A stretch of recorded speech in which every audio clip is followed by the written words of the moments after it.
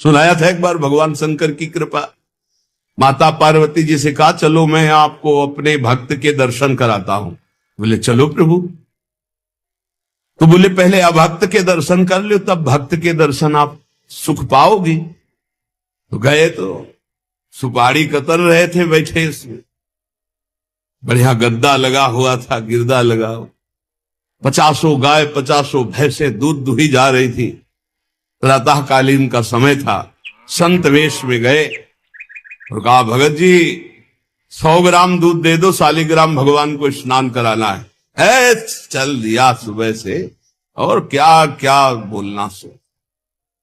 महादेव जी ने कहा हे भगवान, जितनी संपत्ति और वैभव इससे दुगना इसकी कर दो।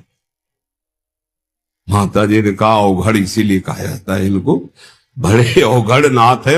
100 ग्राम दूध ले दिया, गाली दिया, ऊपर से कह रहे संपत्ति कह दो दुगनी।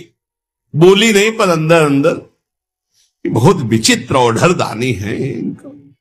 आशुतोष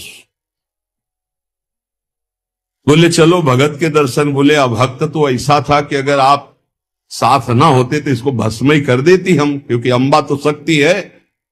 आपका अपमान। अभक्त ऐसे ही होते हैं, मैं नाराज नहीं होना। भक्त के पास गए, एक झोपड़ी फूस की, एक गाय, और उसी फूस की झोपड़ी में माए उसकी मैया रहती थी। गए, जो देखा संत तो साष्टांग दंडवत किया, आओ बैठो बैठाला।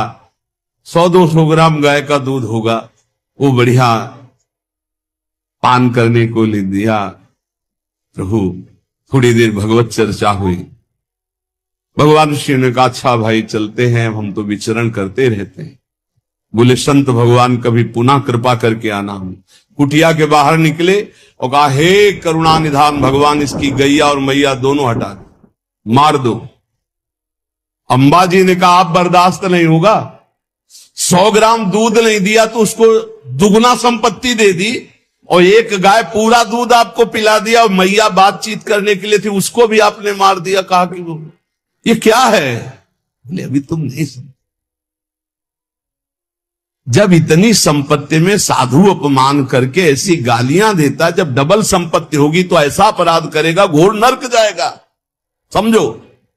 और इसका कुछ मन मैया में जाता है, कुछ गैया में जाता है। दोनों भगवान के पास गए, वे अखंड हमारा चिंतन करेगा, ये हमें लीन हो जाएगा। माता जी का ये बात तो सही। तो बोले जिस पर मैं कृपा करता हूं, इस माया प्रपंच से उसे अपने स्वरूप में स्थित करता हूं।